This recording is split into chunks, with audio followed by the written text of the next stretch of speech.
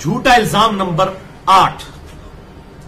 یہ الزام بھی تقریباً تمام مکاتب فکر کی طرف سے میری طرف لگایا گیا، بریلوی، دیوبندی، اہل حدیث، اہل تشیع کی طرف سے. اور وہ کہتے ہیں جی انجینئر صاحب اپنی مرضی سے آیات اور احادیث کے مفہوم کو بدل دیتے ہیں.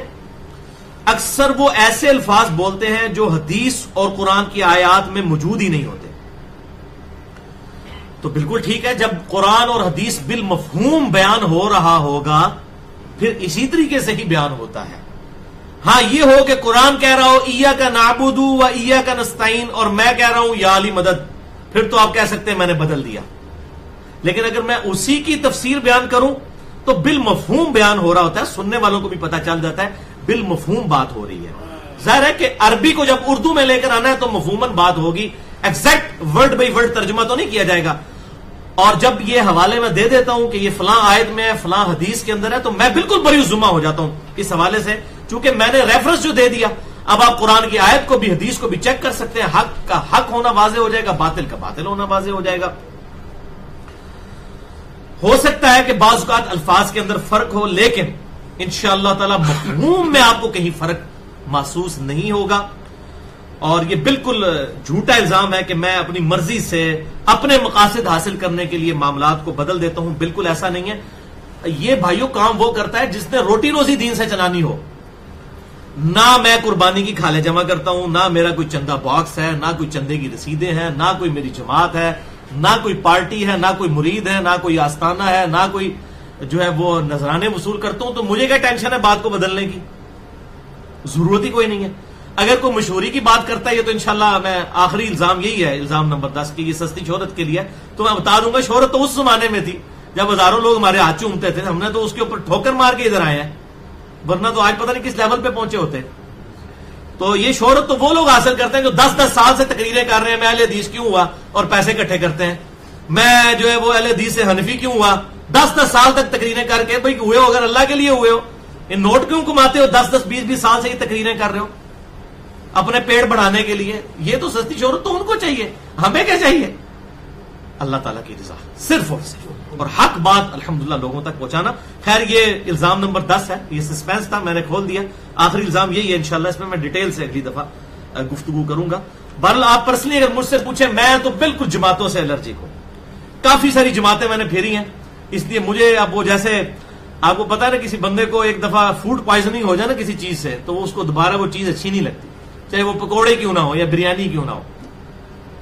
تو اس طرح کا کوئی ارادہ نہیں ہے. اور بعض جماعتوں والوں کو شروع میں تکلیفیں ہوگی، یہ کوئی اپنی لڑ جماعت نہ بنا لے. اور پائی ہوں تک لو 7-8 سال ہو گئے نا، حال تک تو نہیں بنائی ہے، بوڑھے ویلے کے جا کے بنانی ہے. 2-3 بال میرے داڑھی سے بھی چٹے ہو گئے نا، تو اب بوڑھے ہو کے میں نے جماعتیں بنانی ہے. 2-3 بال تو میرے داڑھی کے بھی سفید ہو چکے ہیں. تو ایسا کوئی ارادہ نہیں ہے، الحمدللہ وقت نے ثابت کیا ہے. نہ ایسا کوئی ارادہ ہے اتنی بڑی بدنامی لینے کا کہ کوئی جماعت بنا کے تو اپنے لیے مصیبت کھڑا کر کے ایک اور بت کا اضافہ کر دیا جائے مسلمانوں کے اندر. کوئی جماعت جب کھڑی ہوتی ہے تو بیسیکلی ایک شخصیت ساتھ بت کے طور پر کھڑی ہوتی ہے، اس سے اختلاف رائے کرنا پھر تقریباً ناممکن ہو جاتا ہے جماعت کے لوگوں کے لیے. بل اپنی تو آپ دیکھ لیں کتنی جماعتیں ہیں، دیوبندیوں میں کتنی جماعتیں ہیں، بریلویوں میں، اہل حدیثوں میں، شیعہ میں کتنی جماعتیں ہیں. آپس میں بھی ایک دوسرے کے ساتھ بڑے اختلافات ہوتے ہیں قربانی کی کھالوں کے اوپر ان کے. اور ویسے کہتے ہیں دین کی خدمت کر رہے ہیں، پھر قربانی کی کھالوں پہ کیوں لڑتے ہیں؟ اور بعض لوگ تو ایسے ہیں جن بیچاروں نے 2 بکرے قربانی کے موقع پہ لیے ہوتے ہیں 2 پارٹیوں کو خوش کرنے کے لیے، ایک کو ایک کھا دیں گے دوسرے کی دوسری. تو ان علماء کا اگر بس چلے یقین کریں گے عید کے موقع پہ آپ کی بھی کھال اتار کے لے جائیں ساتھ، وہ بھی جا کے بیچ دیں. اگر آپ کی بھی کھال نکلتی ہو نا، جس نے وہ کھال نکلتی ہے وہ اس کی سانپ کی ہر سال، تو اگر انسانوں کی بھی ہو تو یہ وہ بھی نہ چھوڑیں، کیونکہ ظاہر روٹی روزی اس کے ساتھ چل رہی ہے نا. فیس باللہ تو کام کوئی نہیں کر رہا نا، فیس باللہ کام کرنا تو بڑا مشکل ہے. تو الحمدللہ میرے اندر رجوع کا مادہ موجود ہے. اگر کوئی اس طرح کی چیز دیکھتا ہے، کوئی میرا ویڈیو کلپ، کوئی فون کال ریکارڈڈ، یہ کلپس کاٹ کے نا بیچ میں وہ چڑھا دیتے ہیں. الحمدللہ جتنی بھی میری فون کال ریکارڈڈ ہیں وہ میری مرضی سے ریکارڈ ہوئی ہیں اور ہماری ویب سائٹ پہ اویلیبل ہیں پوری. اس میں کٹنگ کر کے چڑھانا یا ویڈیوز کو کاٹ کے آدھی بات پریزنٹ کرنا، ایک پوری بات ہو رہی ہے. قرآن میں بھی لکھا ہوا ہے کہ حضرت عیسیٰ اللہ کے بیٹے ہیں، لکھا ہے قرآن میں، لیکن یہ لکھا ہے کہ عیسائی کہتے ہیں. اللہ نے اس کا رد کیا. اب میں اتنا ہی ٹکڑا اٹھا لوں، صرف نماز کے قریب مت جاؤ، پوری بات ایک کانٹیکسٹ میں ہوتی ہے. اسی طریقے سے میری تقریریں 1.5-2 گھنٹوں کی پورے کانٹیکسٹ میں ہو رہی ہے، اس میں سے ایک جملہ اٹھا کے کہنا اس نے یہ کہہ دیا، ایسا نہیں ہوتا. تو یہ بےایمانی ہوتی ہے. تو اس حوالے سے اگر کوئی کلپ پہنچے یا کوئی فون کال ریکارڈڈ مجھ سے رابطہ کریں mirza_95@yahoo.com. میں آپ کو انشاءاللہ سیاق و سباق کے اعتبار سے کانٹیکسٹ کے اعتبار سے پوری ویڈیو بھیج دوں گا. اور الحمدللہ اس حوالے سے میں نے پہلے بھی عرض کیا, اب بھی میں دوبارہ عرض کر دیتا ہوں, کتنے لوگ ہیں جنہوں نے کہا علی بھائی ہماری طرف سے آپ اپنے مخالفین کا شکریہ ادا کر دیں, ہم تو آپ کو جانتے ہی نہیں تھے, ہمیں بتایا گیا یہ دنیا کا گمراہ ترین شخص ہے. کلپ سنا تو ہم نے کہا یہ باتیں تو اس کی ٹھیک لگ رہی ہیں, اور جا کے حدیثیں میچ کی تو نکلی, تو ہم الحمدللہ لیکچر سننا شروع ہو گئے. ورنہ اگر یہ آپ کے خلاف پراپوگنڈا نہ کرتے ہمیں پوری زندگی شاید تعارف ہی نہ ہوتا. یہ وہ چیز ہے, واللہ خیر الماکرین, اللہ کی خفیہ تدبیر ہے. 11 ستمبر 2001 کے واقعے کے بعد جو ٹوئنز ٹاور کا اٹیک ہوا, بڑی تیزی سے اسلام پھیل رہا ہے.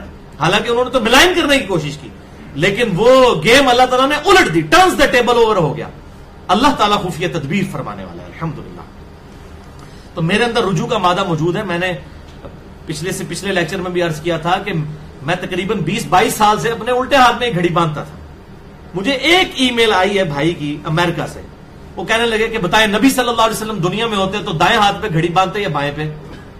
تو میں نے کہا یار آپ صلی اللہ علیہ وسلم انگوٹھی تو دائیں ہاتھ میں ہی پہنتے تھے, تو گھڑی تو یہ تو اس سے بھی اہم ترین چیز ہے. انگوٹھی تو چلیں صرف ایک آرائش ہے, گھڑی تو ضرورت ہے. تو آپ صلی اللہ علیہ وسلم ہمیشہ اس کو دائیں ہاتھ میں ہی باندھتے اگر اس وقت ہوتی.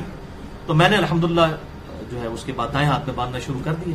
اور واقعی مجھے فیل ہوتا ہے کہ ایک مسلمان کا ہاتھ نظر آ رہا ہوتا ہے جب وہ دائیں ہاتھ میں, کیونکہ ہمارے تو ہر چیز دائیں ہاتھ سے چل رہی ہوتی ہے نا.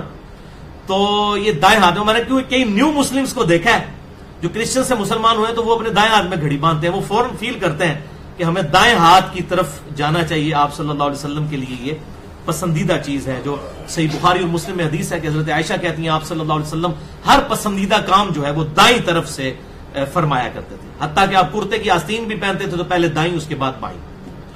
الحمدللہ. تو mirza_95@yahoo.com پہ مجھے ای میل کریں, اور کسی کو کوئی اختلاف رائے بتائیں, انشاءاللہ ہم رجوع کریں گے. لیکن وہ جذبات کے ساتھ نہیں ہونا چاہیے, علمی دلائل کے ساتھ. کیونکہ کتنے لوگ ہیں جی ہمارا دل نہیں مانتا جی, آپ ان کے سامنے آیت پڑھیں قل انما انا بشر مثلکم, وہ کہتے ہیں جی ہمارا دل نہیں مانتا, آپ نے تو رسول اللہ کی توہین کر دی ہے. اور تھوڑی آیتیں آپ پڑھیں وما ارسلناک الا رحمۃ للعالمین, ایک ہی آیت رہ گئی ہے انما انا بشر مثلکم. اسی طریقے سے اگر میں کسی اہل حدیث سے یہ کہنا شروع کر دوں کہ یہ جو آپ جامع ترمذی سے حدیث بیان کرتے ہیں کہ سیدنا عمر نے حج تمتع پہ پابندی لگا دی تھی, تو عبداللہ بن عمر نے کہا میرے باپ پہ تو شریعت نازل نہیں ہوئی, آپ کو شرم نہیں آتی, آپ حضرت عمر کی توہین کرواتے ہیں, تو میری بیوقوفی ہوگی نا. وہ حضرت عمر کی تو توہین نہیں ہو رہی, بلکہ سنت کی اہمیت بتائی جا رہی ہے کہ اگر سنت کی مخالفت سیدنا عمر کی سے بھی ہوتی ہے تو صحابہ کرام اس کو ایکسیپٹ نہیں کرتے. تو اگر یہ مخالفت سیدنا عمر تو بہت بڑی پرسنالٹی ہے, اگر حضرت معاویہ بن ابی سفیان رضی اللہ تعالیٰ سے غلطی ہوتی ہے تو ان کی غلطی پوائنٹ آؤٹ نہیں ہو سکتی, کیوں نہیں ہوتی؟ تو وہ بخاری اور مسلم کی متفق علیہ حدیث ہے, میری بیٹی فاطمہ بھی چوری کرے گی میں اس کے بھی ہاتھ کٹوا دوں گا. تم سے اگلے لوگ اسی لیے ہلاک ہوئے کہ ان کے اشرافیہ کے لیے اور قوانین ہوتے تھے اور غریب لوگوں کے لیے اور قوانین ہوتے تھے. تو یہ آپ صلی اللہ علیہ وسلم کی تعلیمات ہیں. میں یہاں پر جنت کے 8 دروازوں کی نسبت سے, اور یہ حسن اتفاق ہے, یہ پوائنٹ نمبر بھی 8 ہے, اور میں نے 8 مثالیں جنت کے 8 دروازوں کی نسبت سے یہاں پر انشاءاللہ ڈسکس کروں گا. پھر ہمارا یہ لیکچر کنکلوڈ ہو جائے گا. جو مجھ پر الزامات لگائے گئے, لیکن یہاں پر میں زیادہ تر مختصر ہی بات کروں گا, جس کا کنسرن ہوگا اس کو بات سمجھ آ جائے گی, اور جہاں پر ویڈیو کلپ لگانے ہوں گے میں لگا دوں گا. مثال نمبر 1, یہ الزام لگایا گیا جی آپ جو سورۃ الفاتحہ کی جو آیت ہے, آیت نمبر 4 ایاک نعبد و ایاک نستعین, اس کا ترجمہ غلط کرتے ہیں. میں کیا ترجمہ کرتا ہوں, اے اللہ ہم صرف تیری ہی عبادت کرتے ہیں اور غائب میں مدد کے لیے صرف تجھی کو پکارتے ہیں. وہ کہتے ہیں جی جو آپ نے یہ غائب کا لفظ بیچ میں ڈال دیا تو قرآن میں موجود ہی نہیں ہے. اور بھائی میں نے کہا یہ اپروپریٹ ٹرانسلیشن ہے, ایکسپلینیشن ہے. یہ غائب کا لفظ اس میں امپلائڈ ہے. کیوں؟ یہی قرآن سورۃ المائدہ کے اندر کہتا ہے وَتَعَاوَنُوا عَلَى الْبِرِّ وَالتَّقْوَى وَلَا تَعَاوَنُوا عَلَى الْإِثْمِ وَالْعُدْوَانِ, نیکی اور پرہیزگاری کے کاموں میں ایک دوسرے کی مدد کرو اور برائی کے کاموں میں مدد نہ کرو. قرآن تو کہہ رہے ایک دوسرے سے مدد مانگو. پھر ایاک نستعین میں کس مدد سے نفی کی گئی ہے اللہ کے علاوہ؟ ظاہری اسباب کی نفی نہیں ہے. قرآن تو کہہ رہا ہے ظاہری اسباب اختیار کرو. وہ ہے غائب میں مدد کے لیے پکارنا, دعا کے لیے پکارنا, جو سورۃ النمل کی آیت نمبر 62 ہے. اَمَّن يُجِيبُ الْمُضْطَرَّ إِذَا دَعَاهُ, بتاؤ تو کون ہے وہ ہستی جو اضطراب میں گھرے ہوئے شخص کی فریاد کو سن لیتا ہے. وَيَكْشِفُ السُّوءَ, اور اس سے برائی کو بھی دور کر دیتا ہے اور تمہیں اگلوں کا خلیفہ کرتا ہے اس دنیا پر. اِلَٰهٌ مَّعَ اللَّهِ, کیا اللہ کے ساتھ کوئی اور الہ بھی ہے؟ قَلِيلًا مَّا تَذَكَّرُونَ, لیکن بڑے کم لوگ ہی نصیحت حاصل کرتے ہیں. بہت کم. تو یہاں پر کہا گیا جس کو مصیبت اور پریشانی میں دعا کے لیے پکارا جائے وہ الہی ہو سکتا ہے, وہ کوئی بزرگ, کوئی فرشتہ, کوئی پیغمبر نہیں ہو سکتا. تو اس لیے ہم کہتے ہیں یہ جو ہے ایاک نستعین غائب میں مدد کے لیے, یعنی دعا صرف تجھی سے کرتے ہیں. ظاہری اسباب تو آپ اختیار کر سکتے ہیں. یہ میں ان کو کہتا ہوں مجھے پانی پلا دیں تو ٹھیک ہے, یہ بالکل قرآن میں حکم ہے. لیکن یہ بغداد میں وہاں بھی قبر کے اندر دفن ہے اور میں کہتا ہوں بھائی مجھے پانی پلا دیں, وہی بات وہی جملہ جب غائب میں چلا جائے گا یہ ہو جائے گا. غائب میں پکارنا دعا ہے, دعا عبادت کی اعلیٰ ترین شکل ہے اور یہ اللہ تعالیٰ کے ساتھ خاص ہے. کسی اور کے لیے کریں گے تو یہ عقیدے میں شرک آ جائے گا. Simple is that. بالا کسی کو تسلی کرنی ہو تو میں نے 1.25 گھنٹے کا لیکچر دیا ہے مسئلہ نمبر 3 کے نام سے, دعا صرف اللہ ہی سے, اور ریسرچ پیپر نمبر 3 بھی ہے دعا صرف اللہ ہی سے, اور اسی کی ایکسٹینشن ہے مسئلہ نمبر 43 وسیلہ اور توسل کے صحیح احکام و مسائل. 6 وسیلے اس میں میں نے بتائے ہیں, ان میں سے 5 کتاب و سنت سے ثابت ہے, ایک ثابت نہیں ہے. آج محل نہیں کہ میں اس کی ڈیٹیل میں جاؤں. مثال نمبر 2, وہ کہتے ہیں جی علی بھائی جو ہے وہ سورۃ التوبہ کی آیت نمبر 31 جو اندھا دھند پیروی کے انجام پہ انہوں نے لکھی, آگے بریکٹ میں ترجمہ ہی انہوں نے بدل دیا ہے. سورۃ التوبہ کی آیت نمبر 31 ہے اتخذوا احبارهم ورهبانهم اربابا من دون اللہ. یہود و نصارہ نے اللہ کو چھوڑ کر اپنے مولویوں اور اپنے بزرگوں کو اپنا رب مان لیا تھا. تو اس کے آگے میں نے بریکٹ میں لکھا ہوا ہے یعنی وہ کتاب و سنت کو چھوڑ کر اپنے بزرگوں اور اپنے علماء کی باتوں کی پیروی کرتے تھے. تو یہ کوئی غلط میں نے مفہوم بیان کیا؟ پورا قرآن یہی مفہوم بیان کرتا ہے. پورے قرآن کا تانا بانا اس کے گرد ہے کہ جب کبھی بھی نبیوں کی دعوت پیش کی گئی انہوں نے کہا ہم نے تو بزرگوں کو ان عقیدوں پہ پایا. تو میں نے اس کے اوپر الحمدللہ 2 گھنٹے کا لیکچر ریکارڈ کرایا ہوا ہے اس حوالے سے. مسئلہ نمبر 71A بزرگوں کی اندھا دھند پیروی کا انجام اور اس کا علاج, جس میں میں نے قرآن پاک میں گمراہی کے جو اسباب بیان ہوئے سب سے بڑا سبب جو ہے بزرگوں کی اندھا دھند پیروی ہے, حتیٰ کہ لوگوں نے نبیوں سے دعوت قبول نہیں کی بزرگوں کی وجہ سے. کتنی آیات میں نے کوٹ کی. اس حوالے سے ویسے ایک حدیث بھی ہے اصول محدثین پہ, وہ ضعیف ہے, جامعہ ترمذی کی, عدی بن حاتم والی, کہ رسول اللہ صلی اللہ علیہ وسلم سے پوچھنے لگے کہ ہم نے تو کبھی بھی جب ہم عیسائی تھے اپنے بزرگوں کو نہیں پوجا. تو اللہ کے محبوب صلی اللہ علیہ وسلم نے فرمایا کیا تم اپنے علماء اور بزرگوں کی باتوں کو, ان کے حلال کو حلال اور حرام کو حرام نہیں ٹھہرا لیتے تھے بغیر تحقیق کے؟ انہوں نے کہا ایسا ہی تھا. تو آپ نے فرمایا یہی تو ان کو رب بنانا ہے. تو یہ روایت اگرچہ اصول محدثین پر ضعیف ہے لیکن جن کے خلاف ہم پیش کر رہے ہیں وہ اس کو صحیح سمجھتے ہیں. تو اس کو میں نے نگیٹ کرتے ہوئے اس کے اگینسٹ کتنی آیات قرآن سے پیش کی ہیں. یہ تو حدیث تھی ترمذی کی, قرآن میں بھی یہ چیز موجود ہے کہ بزرگوں کو انہوں نے رب مانا ہوا تھا کتاب و سنت کے مقابلے پر. لہٰذا میں نے اس حوالے سے کوئی تعریف نہیں کی. پھر سورۃ الاحقاف میں بالکل واضح آیت ہے, اسی لیے ایتونی بکتاب من قبل ھذا وثارۃ من علم ان کنتم صادقین. اے محبوب صلی اللہ علیہ وسلم ان سے فرماؤ کہ اگر مجھ سے بحث کرنی ہے تو اس کتاب کے نزول سے پہلے جو تمہارے پاس کتاب ہے وہ لے کر آؤ, یا انبیاء کے آثار کوئی احادیث چلتی ہوں ان سے بات کرو. یہ بزرگوں بابوں والی باتیں نہیں ہونی چاہیے. مثال نمبر 3, یہ مسئلہ نمبر 101, مسئلہ نمبر 96 اور مسئلہ نمبر 102 میں نے صحیح بخاری اور سنن ابی داؤد کے حوالے سے کتنی حدیثوں کے ریفرنسز پیش کیے تھے کہ امام بخاری اور امام ابو داؤد رحمہم اللہ نے صحیح بخاری اور سنن ابی داؤد میں ائمہ اہل بیت کے ساتھ سیدنا علی, حسن, حسین, ایون صحیح بخاری میں سیدنا حسین ابن علی امام زین العابدین ان کے ساتھ اور سیدہ فاطمہ کے ساتھ علیہ السلام لکھا ہوا ہے. صحیح بخاری میں بھی اور سنن ابی داؤد میں نے کئی ریفرنسز بتائے تھے ان 3 لیکچرز میں جن کا میں نے حوالہ دیا. اب لوگ کہتے ہیں جی وہ ہم نے ڈھونڈا تو نکلے ہی نہیں. وہ کہاں سے نکلنا ہے؟ تھوڑے مولوی بڑے ہونے ہوتے, اسی تو عربی کتاباں دے والے دے رہے ہیں. یہ جب اردو میں ٹرانسلیٹ ہوتی ہے تو پھر تبدیل کر دیتے ہیں. اس لیے پھر میں نے اپنی ویب سائٹ سے بھی وہ اتروا دی تھی بخاری جس میں انہوں نے تبدیلی کی تھی. اب ہم نے جو بخاری 6 جلدوں والی چڑھائی ہے اس میں آپ کو انہی نمبرز کے اوپر صحیح بخاری میں ائمہ اہل بیت کے ساتھ حضرت علی, حسن, حسین, حضرت فاطمہ کے ساتھ علیہ السلام مل جائے گا. اور آپ مکتبۃ الشاملہ جو سعودی عرب کا پوری دنیا کے اندر سافٹ ویئر چل رہا ہے عربک بکس کا, ہزاروں کتابیں ہیں, اس میں بھی آپ بخاری شریف میں وہی حوالے دیکھیں علیہ السلام نکلے گا. sunnah.com کے نام سے ایک انٹرنیشنل ویب سائٹ ہے اہل سنت کی جو سلفیوں نے بنائی ہوئی ہے جس میں حدیث کی ساری میجر کتابیں رکھی ہیں. اس میں بھی آپ چلے جائیں آپ کو علیہ السلام ملے گا. بخاری میں بھی, ابو داؤد کے اندر بھی ملے گا ائمہ اہل بیت کے ساتھ. تو یہ میں نے خود سے نہیں لگایا. اور جو انٹرنیشنل رائٹس موجود ہیں, کاپی رائٹس, وہ بیروت کے پاس موجود ہیں جو لبنان کا کیپٹل سٹی ہے. وہاں پر آپ کے ان کے پاس بخاری مسلم کے کلمی نسخے 1000 سال پرانے موجود ہیں. تصوف کی کتابوں کے، حدیث کی کتابوں کے، فقہ کی کتابوں کے. ان کا ایک ویب سائٹ ہے جس میں لاکھوں کے قریب ان کی جو کتابیں ہیں ان کی انہوں نے باقاعدہ پوری تفصیل دی ہوئی ہے. وہ تو ان کی قیمتیں بھی ڈالرز کے اندر ہوتی ہیں، بڑی وہ بہترین پرنٹنگ کرتے ہیں. دارالکتب العلمیہ اس کی ویب سائٹ آپ گوگل میں سرچ کریں تو آپ کو وہ سارا مل جائے گا. ان کی آپ عربی نسخے دیکھیں اس میں موجود ہے. ایک پاکستانی جا کے مولوی بڑھ جاتا ہے جتنے ایک قرآن بھی آگے اپنی تفسیر پا دینا نا. انہوں نے بخاری مسلم کو بھی تبدیل کرنے کی کوشش کی ہے، تو وہ ہماری ذمہ داری نہیں ہے. وہ مولویوں کے گلے پاؤ جا کے کہ انہوں نے تبدیلی کیوں کی ہے، ان کو پکڑیں گریبان سے جا کے. مثال نمبر 4، مسئلہ نمبر 101 میں جس کا عنوان تھا، جو میں کہتا ہوں یہ لیکچر میرا علمی ایٹم بم ہے، اور بڑے جذبات میں نے لیکچر دیا. اور وہ جذبات اس لیے بھی تھے کہ وہ تقریباً کو 500 کے قریب لوگ بیٹھے تھے، اس میں سے آدھے سنی تھے اور آدھے شیعہ تھے وزیر آباد گاؤں میں. اور وہ سارے الحمدللہ ایک جگہ پر جمع میں تھے، اور سنی بھی صرف ایک مکتب فکر نہیں، بریلوی، دیوبندی، اہل حدیث تینوں. تو میں نے بالکل حق اوریاں کر کے بتایا، اور پھر میں نے چیلنج کیا کہ جس کا سوال ہے سوال کرو. تو بعد میں جو ان کے وہ جو اہل تشیع کے ہیڈ تھے وہاں پر اس گاؤں کے، انہوں نے کہا جی ہمیں آپ کی کسی بات سے اختلاف نہیں ہے. تو میں نے کہا اگر آپ کو اختلاف نہیں ہے تو آپ پھر نماز اس مسجد میں آگے پڑھا کریں. یہ جو ہم نے مسجدیں لادہ کی ہوئی ہیں ہمیں یہ ختم کرنی چاہیے.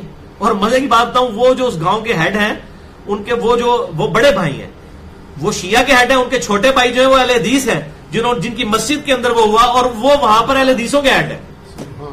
وہ کہتے ہیں جی علی بھائی ان کو سمجھائیں، اور ان کا بڑا بھائی مجھے کہتا ہے کہ جی آپ تو پہلے ان کو سمجھائیں نا سلفی صاحب کو. تو مسئلہ یہ ہے کہ وہ الحمدللہ کتاب و سنت بالکل، ان کا ہم تو یہی رونر ہوتے ہیں. حالانکہ اس میں نے سنیت کا مقدمہ بھی گج وج کے پیش کیا ہے کہ یہ مقدمہ ہے، لیکن وہ کلپ بیچ بیچ میں کاٹتے ہیں. وہ پائی اور 2.5 گھنٹے کا لیکچر ہے، پورا سنو پتہ لگے تو انہوں کی ہے. ٹھیک ہے، پورا 2.5 گھنٹے کا لیکچر ہے. مسئلہ نمبر 101، صحیح مسئلہ خروج اور فکر حسین حق پرستی کی علامت ہے.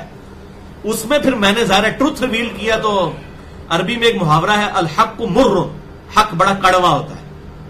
حق تو کڑوا ہوتا ہے، مشکل ہوتا ہے ہضم کرنا. تو اس میں نے ایک حدیث بیان کی تھی، تو وہ لوگوں نے بڑی محنت کر کے یہ دیکھیں مفہوم بدل دیے ہیں. اب یہ چونکہ مثال نمبر 4 میں تھوڑی ڈیٹیل سے بیان کروں گا. سنن ابی داؤد سے میں نے ایک حدیث بیان کی تھی انٹرنیشنل نمبر کے مطابق 4131،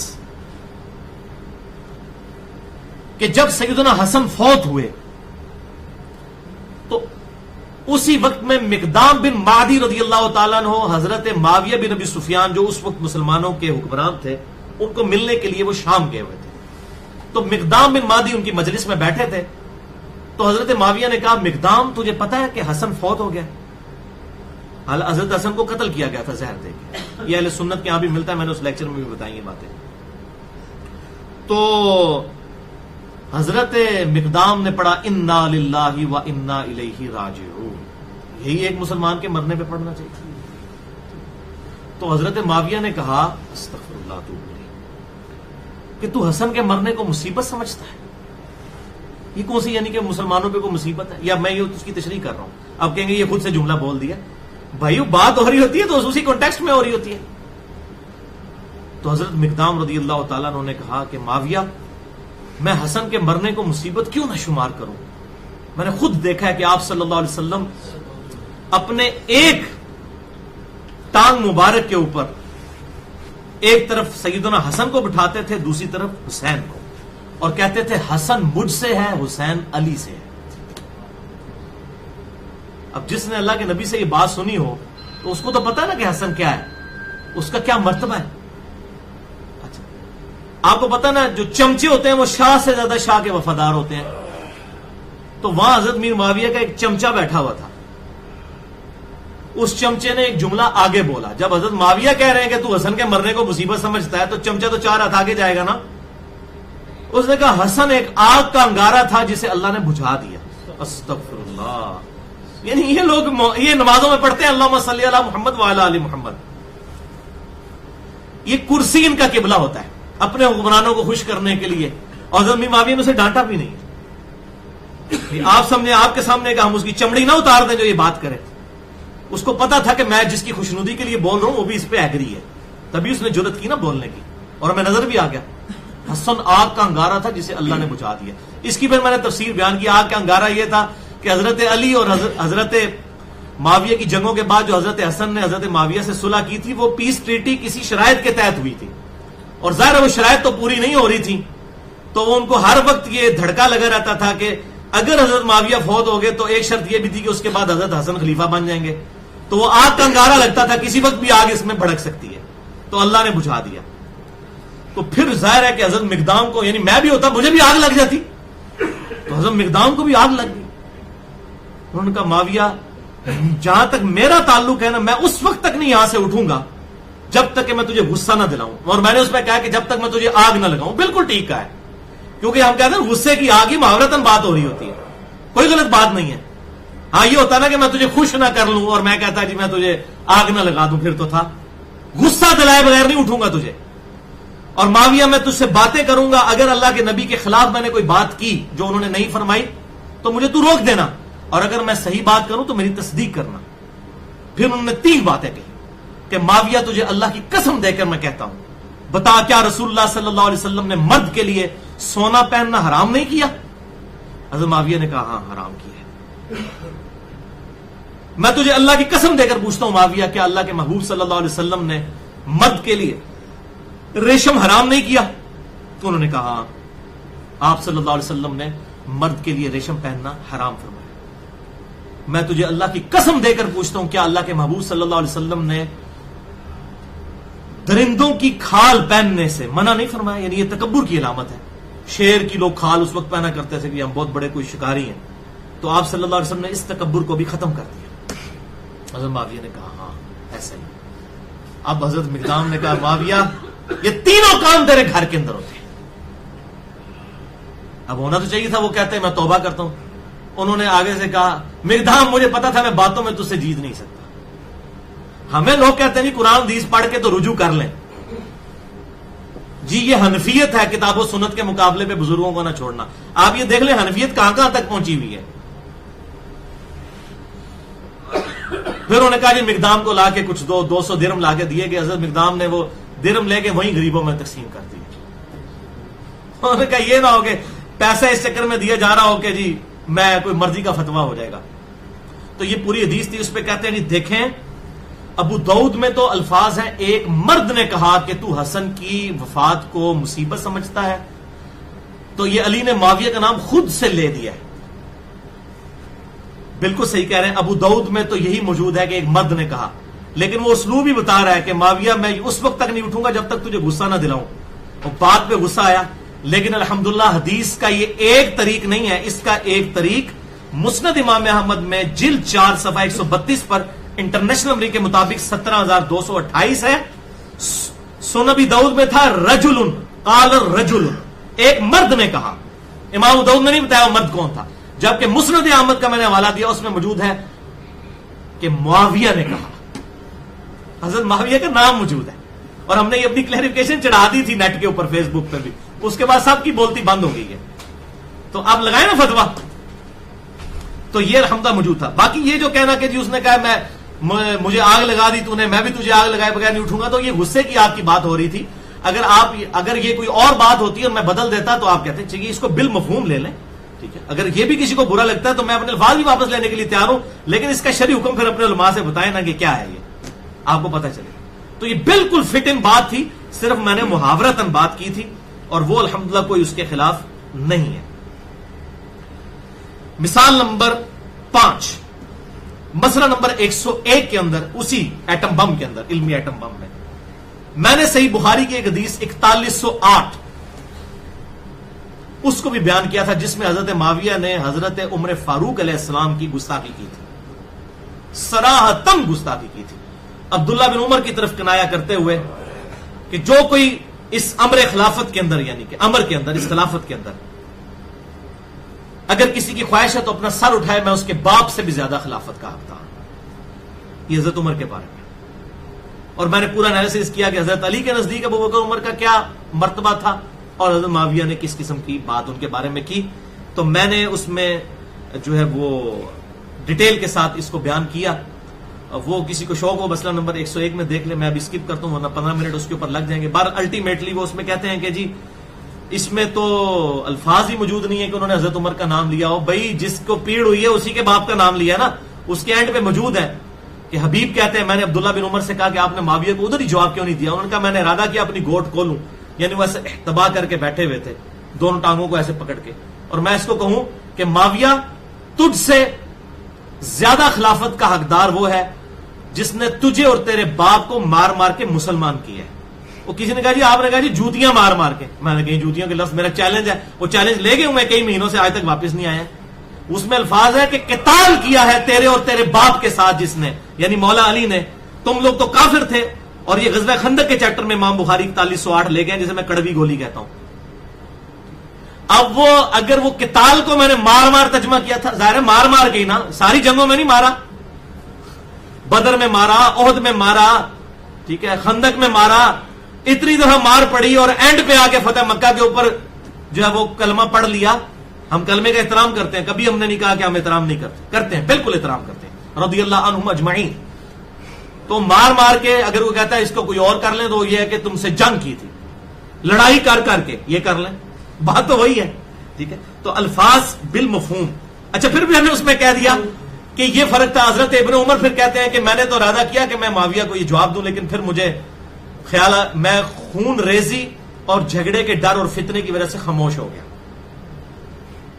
تو وہ حبیب کہتے ہیں کہ شکر ہے عبداللہ بن عمر خاموش ہو گئے, اپنی عزت بھی بچا لی, اپنی جان بھی بچا لی, ورنہ تو معاملہ خراب ہو جاتا. ظاہر ہے کہ جو بولتا تھا اس کی گردن اترتی تھی. تو اس پہ پھر میں نے پنجابی میں ایک جملہ بولا ہے کہ بھائیو ماما روزانہ حسین نہیں جم دیا. تو انہوں نے وہ پیج لگایا کہ یہ تو بخاری میں موجود ہی نہیں ہے کہ ماما روزانہ حسین نہیں جم دیا. آپ ذرا ان لوگوں کی بیوقوفی کا اندازہ لگائیں. یعنی میں پنجابی میں کمنٹس کر رہا ہوں, وہ کہتا نہیں جی بخاری میں لکھا ماما روزانہ حسین نہیں جم دیا. میں کہتا ہوں جی اگر بخاری میں نہیں بھی لکھا, میں نے تو اس کو حدیث کے طور پہ بیان ہی نہیں کیا, میں نے تو ایکسپرٹ اوپینین دیا ہے. تو ویسے ہی بات تو ٹھیک ہے, ماما روزانہ حسین تو نہیں جم دیا.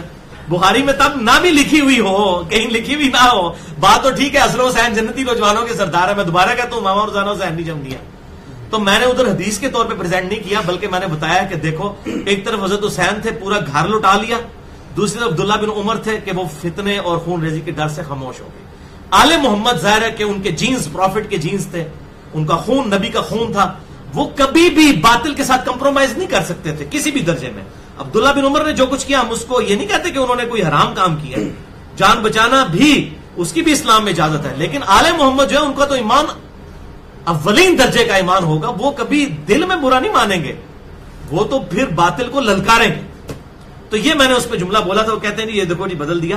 اور جب میں نے حدیث کا حوالہ دے دیا, ٹھیک ہے, اور پھر وہ حدیث میں نے بھی کوئی نہیں بدلی ہوئی. 4108 میں نے اپنے ریسرچ پیپر, یہ جو ہے ریسرچ پیپر 5B واقعہ کربلا کا پس منظر 50 صحیح الاسناد احادیث کی روشنی میں, اس میں میں نے کوئی نہیں یہ باتیں لکھی ہوئی ہیں جو میں نے وہاں پہ ایز اے ایکسپلینیشن بیان کی ہے, ایز این ایکسپلینیشن.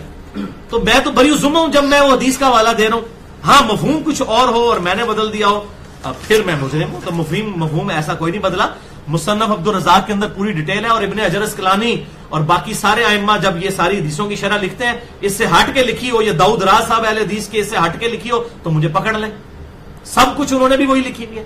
اور مصنف عبد الرزاق میں انٹرنیشنل نمبر کے مطابق 9971 نمبر روایت کے اندر بڑی ڈیٹیل کے ساتھ یہ موجود ہے کہ یہ مسئلہ تحکیم کے بعد ہوا تھا, کیونکہ تحکیم کے مسئلے میں ایک رائے ابو موسیٰ اشعری اور عمر بن عاص کی طرف سے یہ بھی آئی تھی کہ عبداللہ بن عمر کو خلیفہ چن لیا جائے, معاویہ کو بھی علی کو بھی ہٹا دیا جائے. تو اس وجہ سے وہ معاویہ کو غصہ تھا کہ ابن عمر کا نام کدھر آ گیا بیچ میں. تو یہ میں نے اس وقت بتایا نہیں تھا, آج میں نے حوالہ بھی دے دیا مصنف عبد الرزاق کا.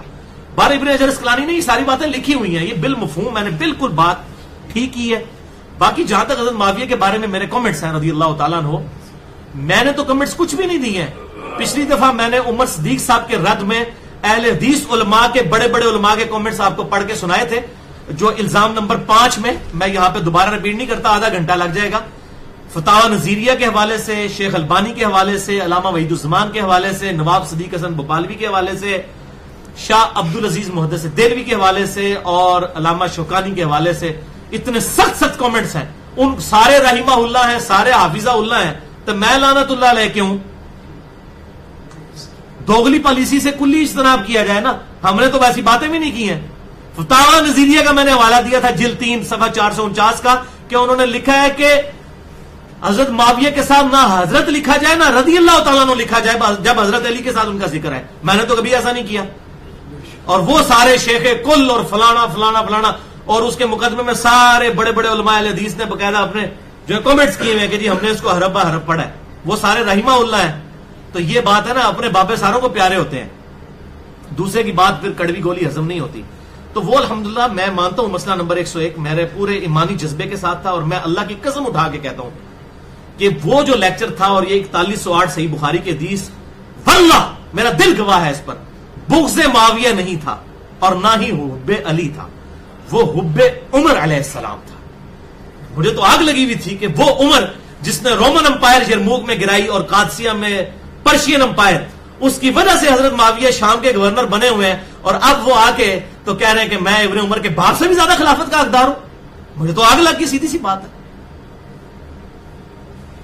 تو یہ میرا حضرت عمر کے ساتھ عقیدت تھی، واللہ نہ یہ بغض معاویہ تھا اور نہ حب علی. ویسے تو یہ ہے بھی جعلی، یہ محاورہ ہی جعلی ہے. یہ محاورہ بھی مجھے ختم کر دینا، یہ محاورہ ہی بالکل جھوٹا محاورہ ہے جی کہ جی یہ حب علی نہیں ہے بغض معاویہ ہے. بھائی حب علی اور بغض علی والی حدیث موجود ہے صحیح مسلم میں، انٹرنیشنل نمبر کے مطابق 240 نمبر.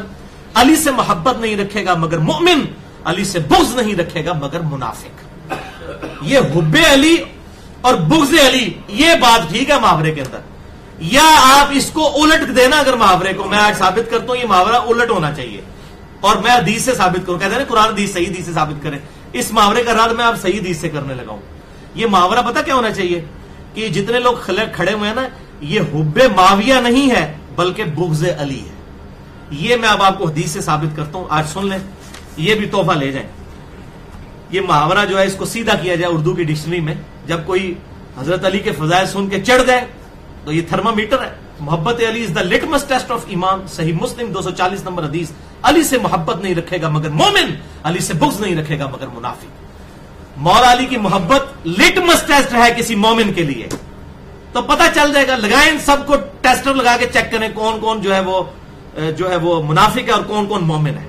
یہ ٹیسٹر تو یہ ہے، اور یہ محاورہ الٹا بنا دیا کہ جی یہ حب علی نہیں بغض معاویہ. پائیے محاورہ الٹا ہونا چاہیے، سیدھا کرنا میں یہ الٹا ہے.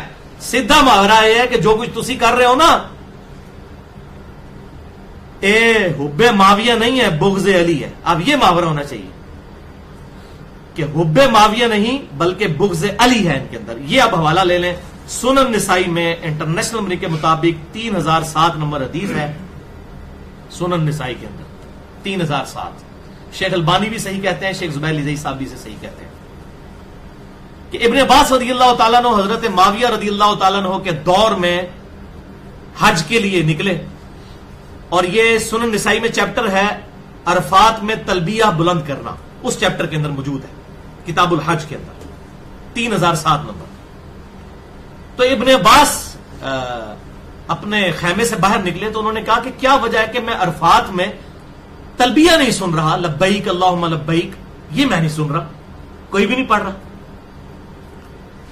تو وہاں پر لوگوں نے بتایا کہ لوگ حضرت معاویہ کے ڈر کی وجہ سے تلبیہ نہیں پڑھتے اونچی آواز میں.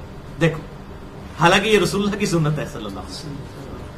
تو حضرت ابن عباس کو غصہ آیا، انہوں نے بلند آواز سے پڑھا لبیک اللہم لبیک، اور کہا کہ انہوں نے علی کے بغض کی وجہ سے سنت کو چھوڑ دیا ہے. بغض علی کی وجہ، یہ الفاظ ہے، بغض علی کی وجہ سے رسول اللہ کی سنت کو انہوں نے چھوڑ دیا. آپ اندازہ کریں یہ بغض علی موجود ہے. بغض معاویہ تو دنیا کی کسی کتاب کے اندر موجود نہیں ہے، یہ تو گھڑا ہے. اور اس کا ترک جو سنن نسائی الکبریٰ کے اندر موجود ہے وہ بڑا خطرناک ہے. 9203 نمبر 9230 سنن نسائی سنن الکبریٰ البیہقی کے اندر، اس میں الفاظ ہیں حضرت ابن عباس کہتے ہیں معاویہ کی خاک ناک آلود ہو، اللہ کی لعنت ہو ان پر جنہوں نے بغض علی کی وجہ سے رسول اللہ کی سنت کو چھوڑ دیا. یہ ابن عباس نے لعنت بھیجی ہے رسول اللہ کے چچا کے بیٹے نے، جس کے بارے میں بخاری میں حدیث ہے اللہ ابن عباس کو قرآن کا علم عطا فرما. اللہ اکبر. یہ محاورہ اب سیدھا میں نے کر دیا الحمدللہ صدیوں بعد. اللہ تعالیٰ ذالک فضل اللہ یؤتی من یشاء. آج کے بعد یہ محاورہ بولا جائے گا کہ یہ حب معاویہ نہیں ہے بلکہ بغض علی ہے جو تم ہمارے ساتھ جھگڑا کرتے ہو. الحمدللہ. باقی ڈیٹیل کے لیے میرا لیکچر ہے مسئلہ نمبر 96 عظمت صحابہ رد المنافقین اور سنی شیعہ اختلاف کا تحقیقی جائزہ. اس حوالے سے میں 2 روایتیں فضائل صحابہ احمد بن حنبل کی کتاب میں ہے. مولا علی رضی اللہ تعالیٰ عنہ کا قول ہے، موقوفاً روایت ہے، ظاہر ہے رسول اللہ کے بتانے پر ہی موقوف ہوگی، غیبی خبر ہے، کہ میری وجہ سے 2 گروہ گمراہ ہوں گے، ایک میری محبت میں اور ایک میرے بغض میں. اور میری وجہ سے 2 گروہ دوزخ میں جائیں گے، ایک میری محبت میں غلوف کر کے اور ایک میرے بغض میں غلوف کر کے. یعنی رافضی اور ناسبی یہ دونوں ہی دوست کی اور دونوں ہی گمراہ پارٹیاں ہیں.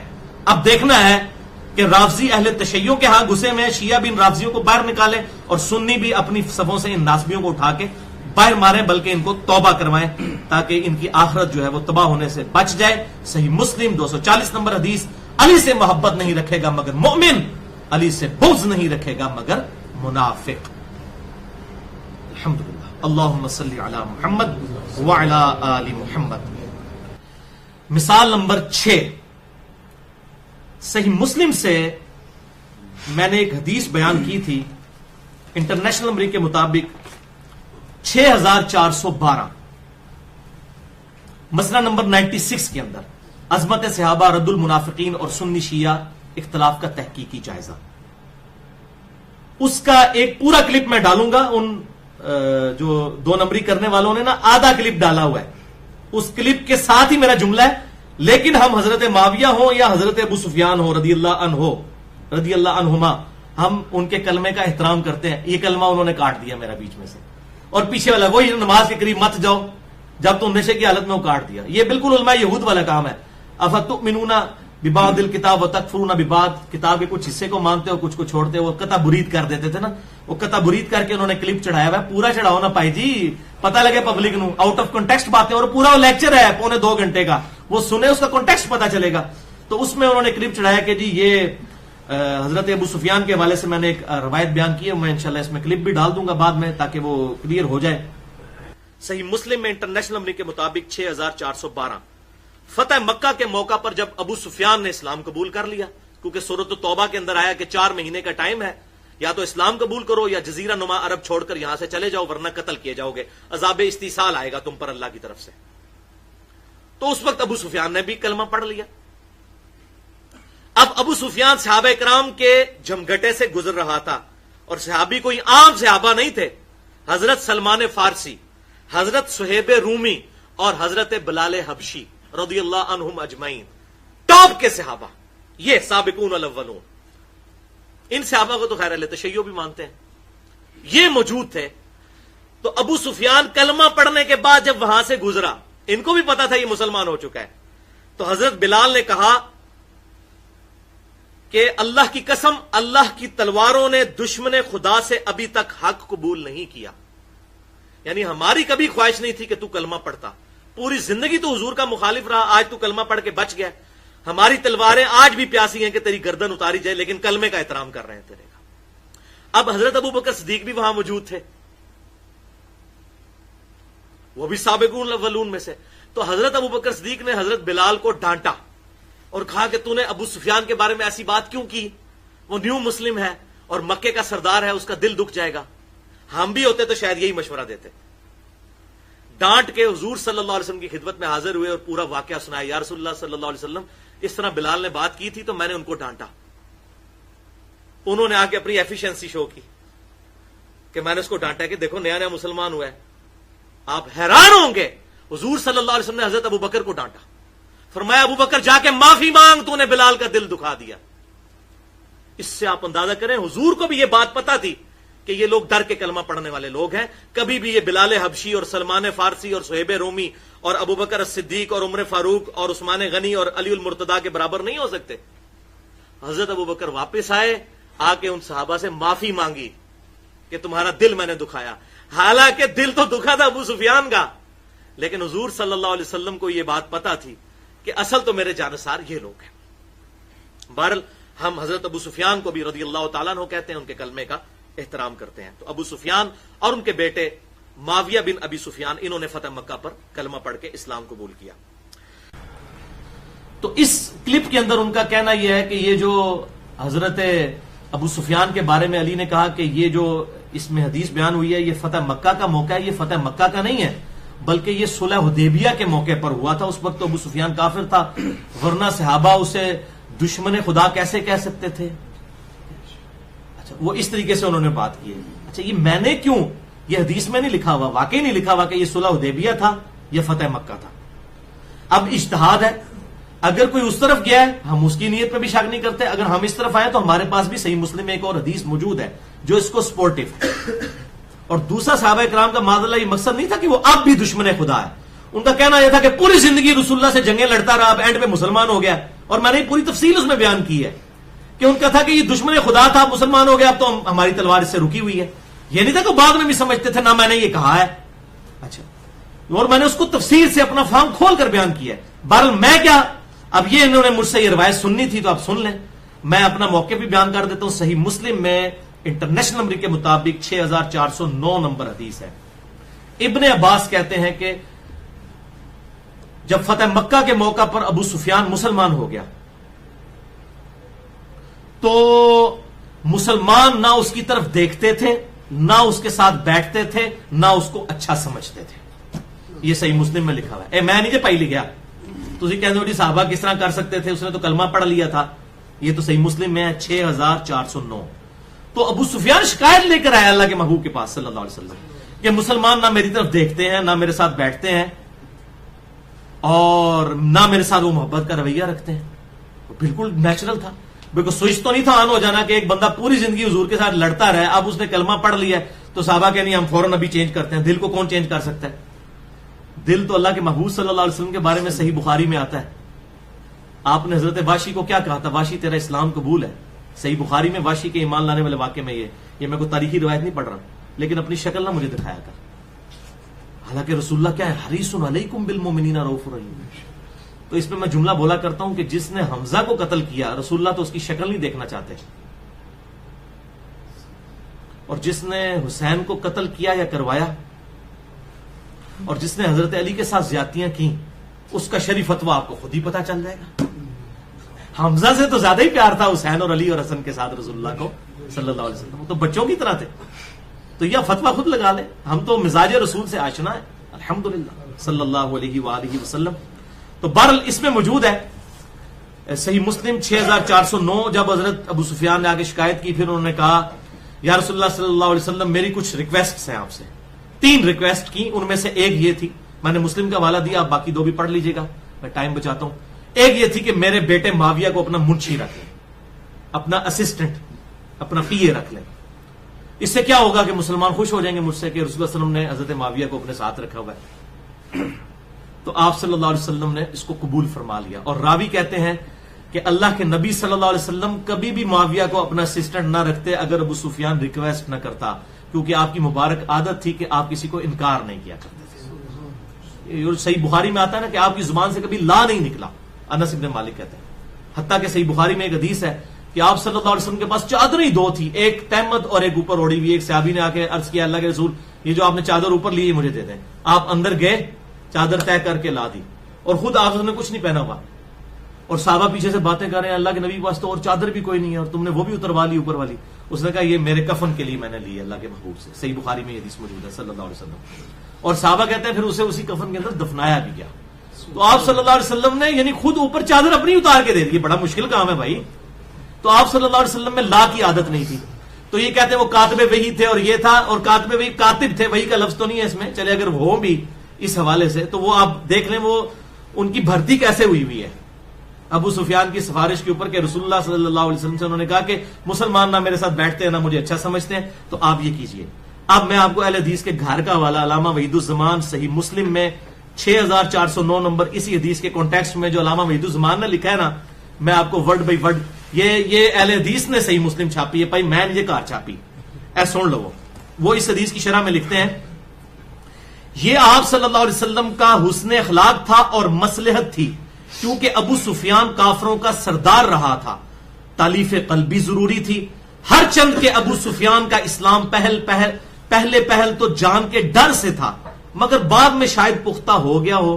ان کو ابھی تک یقین نہیں, کہتے شاید ہو گیا ہو. ابو سفیان عمر بر حضرت سے لڑتا رہا. اس کا بیٹا معاویہ, اس نے خلیفہ برحق علی سے جنگ کی اور صفین میں ہزاروں مسلمانوں کا خون بہایا.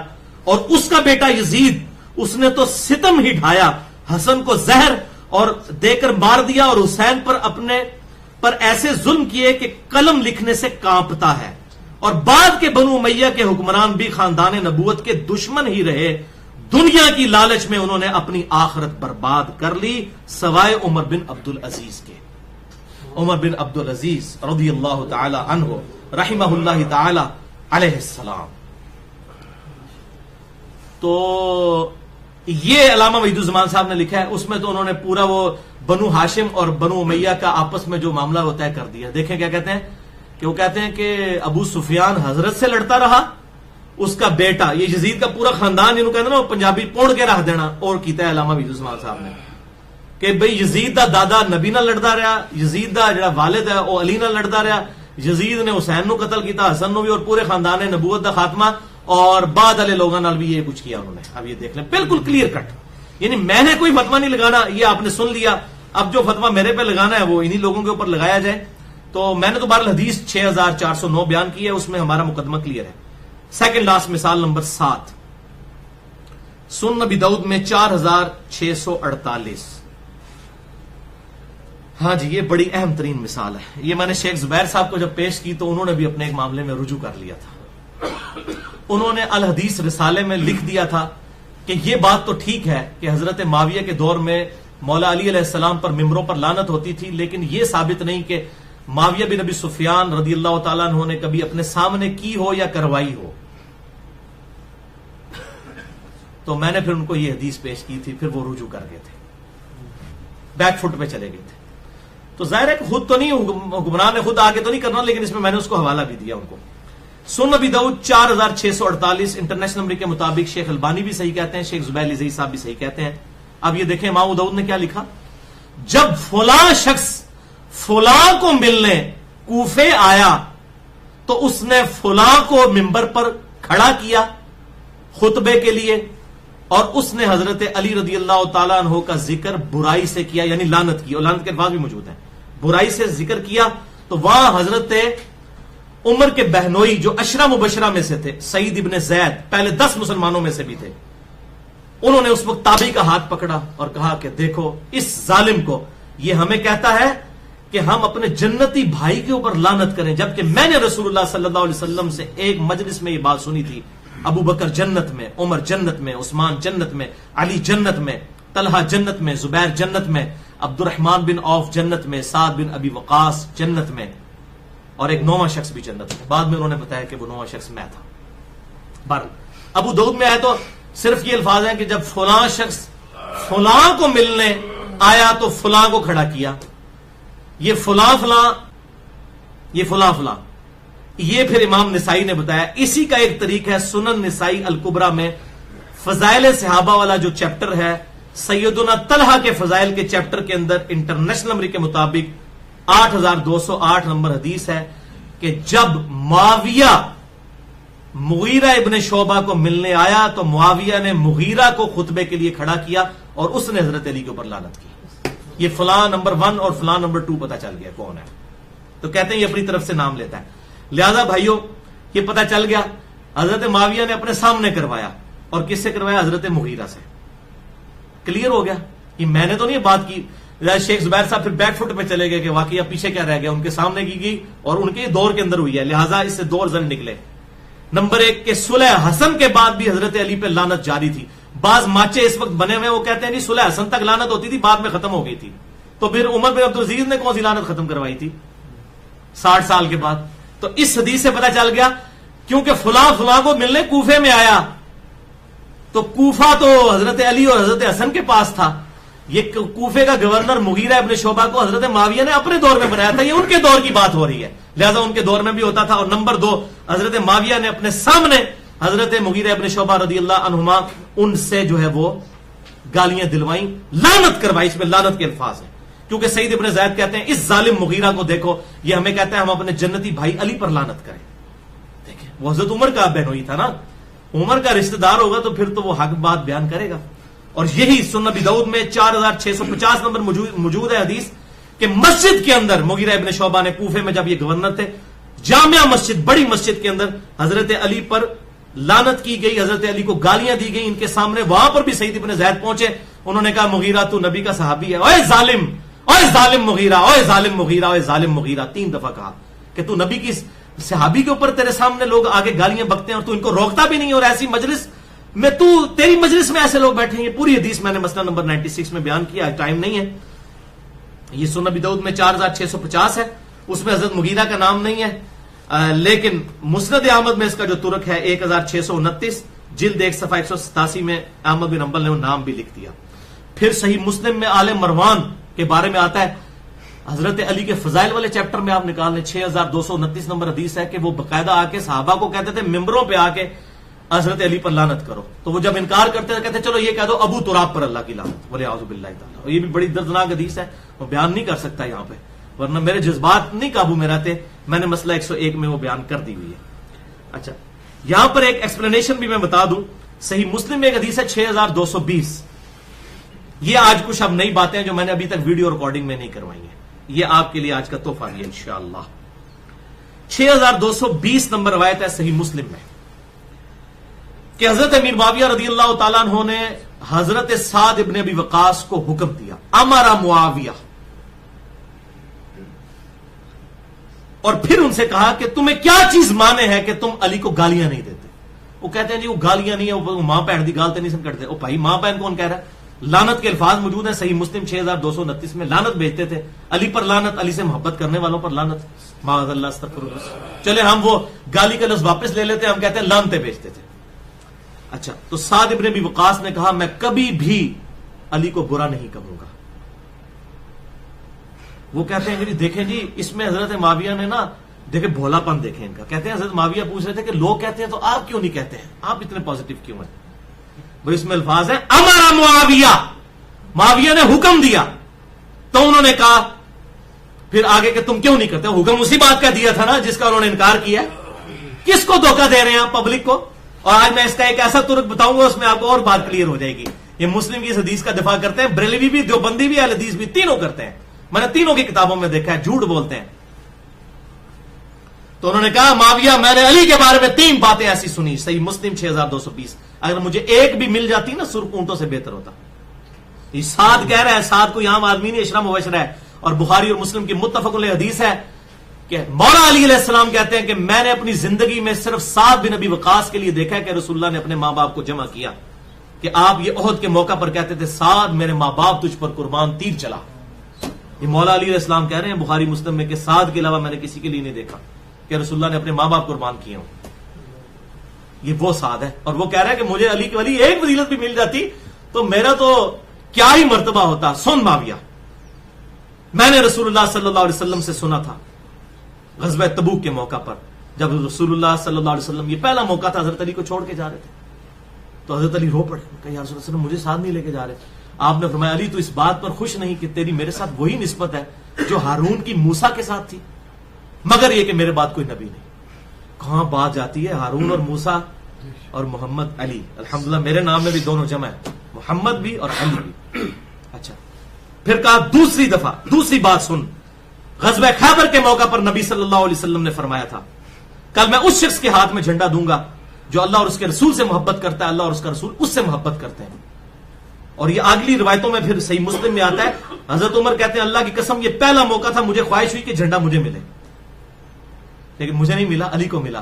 اور صحابہ کہتے ہیں ہم پوری رات سوئے نہیں کہ یہ کون خوش نصیب ہے کہ جس سے اللہ اور اس کا رسول بھی محبت کرتے ہیں اور وہ اللہ اور اس کے رسول سے محبت کرتا ہے. صبح رسول اللہ صلی اللہ علیہ وسلم نے شعبہ چشم تھا, حضرت علی کو بلوایا, اپنا لعاب مبارک ان کی آنکھوں میں لگا کر دعا کی برکت دی تو اللہ تعالیٰ نے فتح دے دی. اور معاویہ تیسرا موقع آیا جب آیت مباہلہ نازل ہوئی, سورہ آل عمران آیت نمبر 61, نجران کے عیسائیوں کے خلاف. تو رسول اللہ صلی اللہ علیہ وسلم, حالانکہ اس میں الفاظ ہیں کہ تم بھی اپنے گھر والوں کو لے آؤ, اپنی عورتوں کو لے آؤ, خود بھی آ جاؤ, بچوں کو بھی لے آؤ. تو رسول اللہ کو چاہیے تھا اپنی بیوی لے جاتے, گھر کی عورت تو بیوی ہوتی ہے صلی اللہ علیہ وسلم. لیکن صحیح مسلم کے اندر موجود ہے 6220 یہی حدیث, آپ حضرت حسن, حسین, علی اور فاطمہ کو لے کر گئے اور کہا یہ میرے اہل بیت ہے. حالانکہ بیویاں بھی تھیں, الحمدللہ یہ بالکل فضیلت, یہ انہوں نے 3 فضیلتیں سنائی. اور اب اس کا ایک طریق جو ہے سنن نسائی الکبریٰ میں, یہ خصائص علی والا چیپٹر جو ہے اس کے اندر موجود ہے, انٹرنیشنل نمبرنگ کے مطابق انشاءاللہ PDF بھی چڑھ جائے گا. انٹرنیشنل نمبرنگ کے مطابق ہے 8439. اس میں الفاظ ہیں سعد بن ابی وقاص، یہی سند چلتی ہے. اور یہاں پر بھی عامر بن سعد یعنی حضرت سعد بن ابی وقاص کا بیٹا ہی روایت کر رہا ہے. وہ کہہ رہے ہیں کہ جب مدینہ شریف حضرت معاویہ آئے اپنے دور کے اندر تو حضرت سعد بن ابی وقاص سے ملاقات ہوئی اور وہاں یہ ساری سٹوری چلی. یہ جو میں نے پوری سٹوری بیان کی امر معاویہ تھا. اور اس میں آگے الفاظ ہیں خصائص علی کے اندر. سنن نسائی الکبریٰ 8439. اور ان کا بیٹا سعد کا بیٹا کہتا ہے کہ جب میرے باپ نے اس طرح جواب دیا نا معاویہ کو تو اللہ کی قسم معاویہ جتنے دن مدینہ رہے ایک لفظ بھی حضرت علی کے بارے میں اپنے منہ سے نہیں نکالا. پھر انہوں نے تو اب اس سے کیا پتا چلا کہ حضرت علی کی برائی کر رہے تھے. تبھی حضرت معاویہ حضرت سعد ابن ابی وقاص نے بڑے سخت الفاظ استعمال کیے.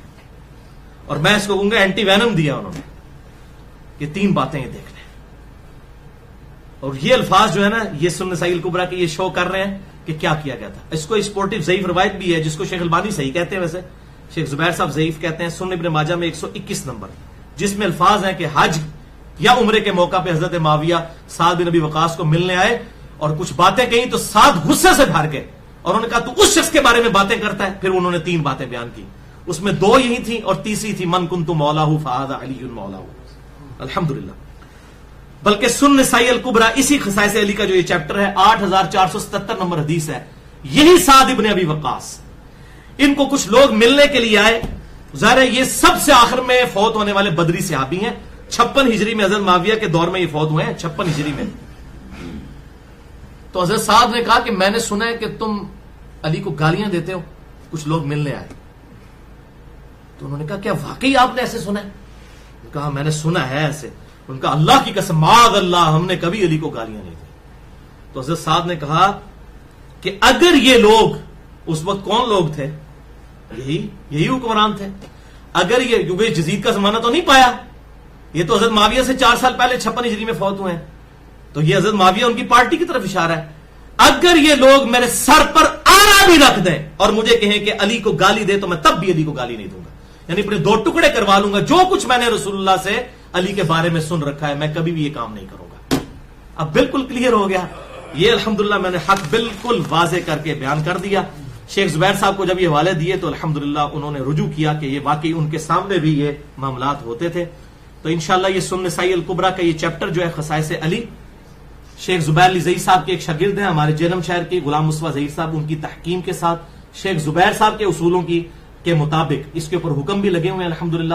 ہم انشاءاللہ اس کا PDF بھی عنقریب ahlsunnatpak.com پر چڑھا دیں گے تاکہ عوام کے لیے 194 احادیث ہیں خصائص علی والے اس چیپٹر میں سنن نسائی الکبریٰ کے الحمدللہ. اب رہا بعض ناسبیوں کی طرف سے یہ اعتراض کہ جی سب سے پہلے تو بنو ہاشم نے حضرت علی کو گالیاں دی تھیں, وہ ایک جھگڑا ہو گیا تھا حضرت عباس کا. صحیح مسلم میں 4577 نمبر حدیث ہے. تو وہ باپ کی جگہ تھے, انہوں نے کچھ جذبات میں الفاظ استعمال کر دی حضرت علی کے بارے میں, وہ وقتی طور پر ہوئے, یہ نہیں ہے کہ ممبروں پر وہ لعنت کرتے رہے 50-60 سال تک. تو وہ انشاءاللہ اس کا میں پہلے ہی جواب 55B مسئلے میں دے چکا ہوں, اس کا کلپ میں اس میں انشاءاللہ ڈال دوں گا. وسیع رسول کون ہے اور حدیث قرطاس کا تحقیقی جائزہ 55B مسئلہ کا کلپ انشاءاللہ اس میں ایڈ کر دیں گے ان ناسبیوں کے لیے, وہ انشاءاللہ پکی ہوگی. صحیح مسلم 4577 نمبر حدیث کی ٹرو ایکسپلینیشن انشاءاللہ اس میں ہم ایڈ کر دیں گے. اب یہاں پر ضمناً جو ناسبیوں نے یہ فتنہ کھڑا کیا ہوا ہے, یہ اس فتنے کو میں یہاں پر کل کر رہا ہوں. بعض ناسبی اس پر الزامی جواب دیتے ہیں کہ صحیح مسلم میں 4577 نمبر حدیث ہے کہ ایک دفعہ سیدنا علی اور عباس ابن عبد المطلب جو حضور کے چچا تھے, حضرت علی کے بھی چچا تھے, ان کے درمیان جھگڑا ہوا. تو عباس ذرا غصے میں آئے, باپ کی جگہ تھے, انہوں نے حضرت علی کو کہہ دیا جھوٹا گناہگار اور دغاباز. کہتے دیکھیں جی صحابہ کو گالی دینے کی سنت تو خود بنو ہاشم نے شروع کی ہے, بنو عباس میں سے. دیکھیں ان کو اب کیسی چیزیں یہ تنخواہیں لے کے کھا رہے ہیں بنو امیہ کی, تو اس کی وکالت میں بولنا ہے. لیکن الحمدللہ علی کے ماننے والے موجود ہیں, جواب دیں گے ایک ایک بات کا انشاءاللہ تعالی. تو یہ کہتے ہیں دیکھیں جی یہ جو آپ کہتے ہیں جی یہ ممبروں پر بنو امیہ نے بدعت شروع کی, صحابہ کو گالیاں نکالنے کی, اور بعد میں شیعہ نے شروع کی, اصل تو بدعتی یہ بنو امیہ والے ہیں. تو یہ تو دیکھیں بنو عباس نے کی ہے, بنو ہاشم نے کی ہے. تو اس کا جواب بھی سن لیجئے. صحیح مسلم میں انٹرنیشنل نمبرنگ کے مطابق اسی صحیح مسلم میں 2277 نمبر حدیث ہے کہ نبی صلی اللہ علیہ وسلم نے فرمایا سیدنا عمر سے کہ عمر تجھے معلوم نہیں کہ چچا باپ کی مثل ہوتا ہے؟ عباس بن عبد المطلب کی طرف سے زکات میں دوں گا، وہ میرے باپ کی جگہ ہے، چچا باپ کی مثل۔ تو باپ بیٹے کو بعض اوقات غصے میں آئے تو کچھ کہہ بھی دیتا ہے، وہ معاملہ ایسا ہے کہ دوسرا بندہ گالیاں نکالنا شروع کر دے۔ آپ کو اگر باپ گالی نکالتا ہے اور ایک آپ کے لیول کا بندہ، یہ برابر ہوتا ہے؟ نہیں۔ تو یہ تو تھا علمی جواب۔ اب دوسرا آ رہا ہے الزامی، لاجیکل اور پکی والا جواب کہ بھائیوں زندگی میں کسی کا جھگڑا ہونا اور آپس میں گالی گلوچ کرنا اور چیز ہے، اور کسی کے مرنے کے بعد ممبروں پر آرگنائز طریقے سے اپنے گورنروں کو حکم دینا کہ یہ مر چکا ہے، اس کے مرنے کے 50 سال تک روزانہ ممبروں پر علی کو گالیاں نکالنا، یہ ایک بات ہے۔ آپ کا میرا جھگڑا ہوا، میرے غصے میں گالی نکل گئی، آپ سے نکلی، بات ختم ہوگی۔ آپ کے مرنے کے بعد بھی میں ممبروں پر جب بھی چڑھوں گا اس کو پہ لعنت، اس کی اولاد پہ لعنت، اسے محبت کرنے والوں پر لعنت، یہ ایک ہے؟ کھوتا کوڑا ایک ہوتا ہے بھائیوں؟ گدھے کے اوپر آپ کالی اور سفید لکیریں پھیر کے زیبرا نہیں بنا سکتے اس کو، وہ کھوتا ہی رہے گا۔ یہ بالکل ظلم ہے ان دونوں باتوں کو ایک جگہ اکٹھا کرنا۔ کیوں؟ صحیح بخاری میں انٹرنیشنل نمبر کے مطابق حدیث ہے 1393، اس میں امام بخاری نے باب باندھا ہے کہ مردوں کو گالی مت دو۔ نبی صلی اللہ علیہ وسلم نے فرمایا، صحیح بخاری کی حدیث، لا تسبوا الاموات، اپنے مردوں کو گالی گلوچ مت کرو، فانہم قد افضوا الی ما قدموا، وہ تو اپنے انجام کو پہنچ چکے ہیں جو کچھ انہوں نے کیا۔ اگر انہوں نے اچھائی کی تھی تو اچھائی پا لی، اگر برائی کی تھی تو برائی پا لی۔ تم کیوں مردوں میں لعنت کرتے ہو؟ مردوں کو برا مت کہو۔ برا کہنے سے مراد یہ نہیں کسی کی غلطی بتانا، ورنہ تو قرآن نے بھی حضرت یوسف کے بھائیوں کی غلطی بتائی ہے، نہیں یہ نہیں، مراد یہ کہ برا کہنا اس کو کہ فلاں خبیث فلاں لعنتی نے یہ کہا۔ آپ احترام کے ساتھ کہیں کہ انہوں نے، اور نام لیں، جیسے ہم بھی رضی اللہ تعالیٰ عنہ کیا کہتے ہیں کہ یہ یہاں پر ان سے غلطی ہوئی، یہ تو بیان کرنی ہے۔ تو یہ جو پازیٹو طریقے سے چلنا چاہیے، پازیٹو یہ احترام اپنی جگہ، غلطی کو پوائنٹ آؤٹ کرنا اپنی جگہ۔ اب بھائیو آخری مثال نمبر 8، اور یہ الزامی جواب کے طور پر میری طرف سے ہے۔ آپ کو پتا وہ حنفی پیش کرتے ہیں گھوڑوں کے دموں والی حدیث جو صحیح مسلم میں تشہد کے چیپٹر میں ہے، سنن ابی داؤد میں تشہد کے چیپٹر میں ہے، سنن نسائی میں تشہد کے چیپٹر میں ہے کہ سلام پھیرتے وقت صحابہ جو ہے وہ یوں سلام کرتے ہیں، یہ پکڑ کے رفع الیدین پہ لگا دیتے ہیں۔ تو پھر آپ لوگ کیوں گھوڑے کی دموں والا کام کرتے ہو عید میں اور وطروں کے اندر؟ ہم تو قائل ہیں عید میں بھی وطر میں بھی، اور پہلا کیوں کرتے ہو پھر؟ تو وہ جس طریقے سے وہ آدھی حدیث بیان کرتے ہیں جابر بن سمرہ کی صحیح مسلم، میرا مسئلہ نمبر 70B سن لیں، رفع الیدین سے متعلق فرقہ وارانہ نظریات کا تحقیقی جائزہ، یہ آدھی حدیث یہ لوگ بھی بیان کرتے ہیں۔ یہی غلام مصطفیٰ ظہیر صاحب جنہوں نے خصائص علی پہ حکم لگائے ہیں، میں ان کی بڑی عزت کرتا ہوں، لیکن انہوں نے بھی ایک علمی میں سمجھتا ہوں خیانت کی ہے، وہ میں پوائنٹ آؤٹ کر دیتا ہوں۔ خیانت کا لفظ میں بول رہا ہوں، آپ کو بھی اندازہ ہو جائے گا کیوں بولا میں نے۔ انہوں نے السنہ رسالے میں صحیح مسلم کا حوالہ لکھا ایک حدیث کا جو بخاری میں بھی موجود ہے، بخاری میں تو وہ الفاظ نہیں ہیں لیکن انہوں نے حوالہ لکھا صحیح مسلم انٹرنیشنل نمبر کے مطابق 6488۔ جب مسلم کا آپ 6488 حوالہ لکھیں اور آپ آدھی حدیث لکھیں گھوڑوں کے دموں کی طرح حنفیوں والا آپ کام کریں تو ہم تو کہیں گے نا علمی خیانت ہے۔ آدھی حدیث لکھی کہ آپ صلی اللہ علیہ وسلم نے فرمایا میرے صحابہ کو برا مت کہو، اگر تم احد پہاڑ کے برابر سونا خیرات کر دو تو تم میرے صحابی نے جو ایک مد گندم 600 گرام آج کا آدھا کلو بنتا ہے اس کے آدھے کو بھی نہیں پہنچ سکتے۔ صحیح بخاری میں یہی الفاظ ہے لیکن انہوں نے حوالہ دیا مسلم کا، بخاری مسلم کے دونوں میں ہے۔ انہوں نے چونکہ مسلم کا حوالہ دیا پھر حدیث آدھی لکھنا علمی خیانت ہے۔ صحیح مسلم 6488 پوری حدیث کیا ہے؟ پوری حدیث میں تو اپنا پھر مسئلہ کھڑا ہو جانا تھا نا۔ پوری حدیث یہ ہے کہ سیدنا خالد ابن ولید رضی اللہ تعالیٰ عنہ کا جھگڑا ہو گیا حضرت عبد الرحمن بن عوف سے، تو حضرت خالد نے جذبات میں آگے عبد الرحمن بن عوف کو گالیاں دے دی، تو رسول اللہ صلی اللہ علیہ وسلم غصے میں آئے، آپ نے حضرت خالد ابن ولید کو ڈانٹ کر کہا کہ خالد تم اب بعد میں مسلمان ہونے والے یعنی جو لوگ ہو، کیونکہ خالد ابن ولید اس وقت مسلمان ہوئے جب اسلام کا گولڈن پیریڈ شروع ہو چکا تھا، اور عبد الرحمن بن عوف تو پہلے دن کا سپاہی تھا، اس نے تو حضور کے ساتھ مارے کھائی ہوئی تھی، مکی دور اور اتنا مشکل ٹف دور دیکھا ہوا تھا۔ تو رسول اللہ صلی اللہ علیہ وسلم کو اس احساس آمنے میں، خالد تو میرے صحابہ کو، حالانکہ خالد صحابی نہیں تھا۔ یہ ہے پوائنٹ کی بات، خالد صحابی نہیں تھا، اس کو کہہ رہے تو میرے صحابہ کو گالیاں مت دے، اور اگر اب تو احد پہاڑ کے برابر سونا بھی خیرات کر دو نا تم لوگ بعد میں مسلمان ہونے والے، تو میرے وہ صحابہ سابقون الاولون، اسی لیے میں نے وہ بتایا درجات ہے بھائی، سارے برابر نہیں ہیں۔ پورا اسی بھی تو میں نے لیکچر دیا. میں کہتا ہوں میری زندگی کا یہ top of the list lecture ہے. مسئلہ نمبر 96 عظمت صحابہ رد المنافقین اور سنی شیعہ اختلاف کا تحقیقی جائزہ. الحمدللہ اس میں بالکل ٹروتھ ریویل کر دیا کہ حق بات کیا ہے. الحمدللہ اس میں نے یہ پوری حدیث بیان کی ہے اور میں نے بتایا کہ یہ دیکھیں پوری حدیث کیوں نہیں بیان کرتے ہیں کہ تعویل خاص میں رسول اللہ نے کس کو منع کیا کہ میرے صحابہ کو گالیاں مت دو. بعد میں مسلمان ہونے والوں کو کہا کہ تم نے ان کو نہیں دینی. عبد الرحمان بن خالد بن ولید تھے وہ تو پھر بھی صلح حدیبیہ کے بعد مسلمان ہوئے اور حضرت معاویہ کب مسلمان ہوئے؟ فتح مکہ پہ. ان کو اجازت ہوگی کہ وہ گالیاں دیں اور دلوائیں حضرت علی پہ. عبد الرحمان بن عوف کے مقابلے حضرت علی کا مرتبہ دیکھیں کس لیول پہ. تو اس لیے چھپاتے تھے اندر کی بات ہو میرے صحابہ کو گالی مت دو, میرے صحابہ کو گالی مت دو. اور بھائی پوری گال دسو مت روں. اور اس سے بھی بڑھ کر صحیح بخاری میں حدیث ہے مردوں کو گالی مت دو, وہ اپنے انجام کو پہنچ چکے ہیں. مرے ہوئے بندے کو گالی دینا یہ اس سے بڑا جرم ہے. اور حضرت علی کی وفات کے بعد ممبروں پر لعنت ہوتی رہی ہے. بولے اعوذ باللہ تعالی. بخاری اور مسلم کی وہ حدیث یاد کر لیجئے, اگر میری بیٹی فاطمہ بھی چوری کرے گی اس کے بھی ہاتھ کٹوا دوں گا. تم سے اگلے لوگ اسی لیے ہلاک ہوئے کہ اشرافیہ کے لیے اور قوانین اور غریب لوگوں کے لیے اور ہوتے تھے. یہ نہیں ہے کہ کوئی صحابی جو ہے اس کو اجازت ہے کہ وہ دوسرے صحابی پر لعنت کرے اور بعد والے جو ہیں وہ اگر کریں گے تو ہم ان کو رافضی کہیں گے. بھائی قانون ایک ہوگا اسلام میں. اگر فاطمہ کی بات ہو رہی ہے باقی پھر کس کھاتے میں آ جاتے ہیں. تو یہ معاملہ بالکل الحمدللہ اس حوالے سے کلیئر ہے. یہاں پر میں انشاءاللہ تعالی وہ مسئلہ نمبر 102 کا ویڈیو کلپ بھی ڈال دوں گا. ہو از ٹرو شیعہ آف علی. میں اہل تشیع کو بھی کہوں گا کہ وہ بھی رافضی نہ بنے, وہ بھی صحیح منہج کے اوپر آئیں اور شیعہ علی کا شیعہ بنے, معاویہ کا شیعہ مت بنے. یہ حضرت میر معاویہ کے دور میں ہوتا تھا, ان کے سامنے ہوتا تھا. سنن نسائی الکبریٰ سے میں نے چیز ثابت کر. اسی لیے میں کہتا ہوں رافضی جو ہیں یہ شیعہ ہے معاویہ کے, ہم اہل سنت علی کے شیعہ ہیں الحمدللہ. ہو از ٹرو شیعہ آف علی مسئلہ نمبر 102 کا کلپ یہاں پر میں انشاءاللہ ایڈ بھی کر دوں گا اور یہاں پر میں ایک آخری اعلان بھی کر دوں. یہ اکثر لوگ کہتے ہیں یہ معاملے ڈسکس کرتا ہے, اور بھائی میرے 200 سے زیادہ لیکچر ریکارڈ ہیں, ان میں سے صرف 11 لیکچر جو ہے نا حسینیت اور یزیدیت پہ ہیں. یہ تو ابھی آپ کی وجہ سے مجبوراً مجھے یہ 3-4 دینے پڑ رہے ہیں. 200 میں سے 11 کتنے % بنتے ہیں؟ 5%. 5% میرے لیکچر اس موضوع پہ ہیں, 95% اور موضوعات پہ ہیں. لیکن جس کی دم پہ جہاں پاؤں پڑتا ہے نا اس کو تو یہی لگتا ہے نا.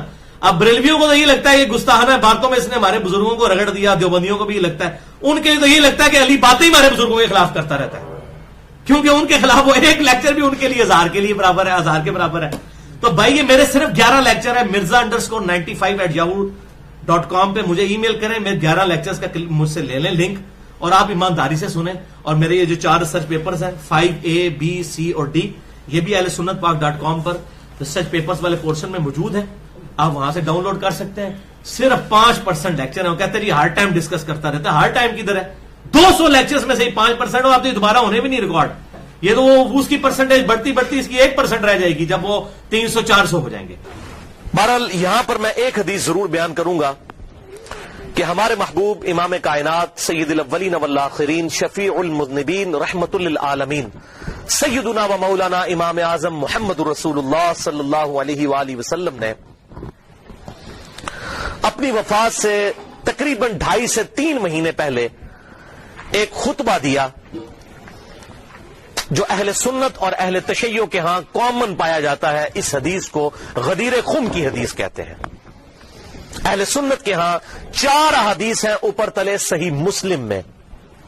انٹرنیشنل نمبر کے مطابق فضائل علی والے چیپٹر میں صحیح مسلم میں 6225, 6226, 6227 اور 6228 4 طرق امام مسلم رحمہ اللہ تعالی فضائل علی والے چیپٹر میں لے کر آئے غدیر خم کی حدیث کہ آپ صلی اللہ علیہ وسلم نے حجۃ الوداع سے واپسی پر 18 ذوالحجہ کو خم نامی گاؤں میں پانی کے لیے پڑاؤ کیا اور آپ صلی اللہ علیہ وسلم نے کنکلوڈنگ گفتگو وہاں پر کی. آپ صلی اللہ علیہ وسلم کے لیے اونٹ کے پالان کا ممبر تیار کیا گیا. آپ صلی اللہ علیہ وسلم نے صحابہ اکرام کو مخاطب کیا اور کہا کہ اے لوگوں آگاہ ہو جاؤ, میں بھی ایک انسان ہوں.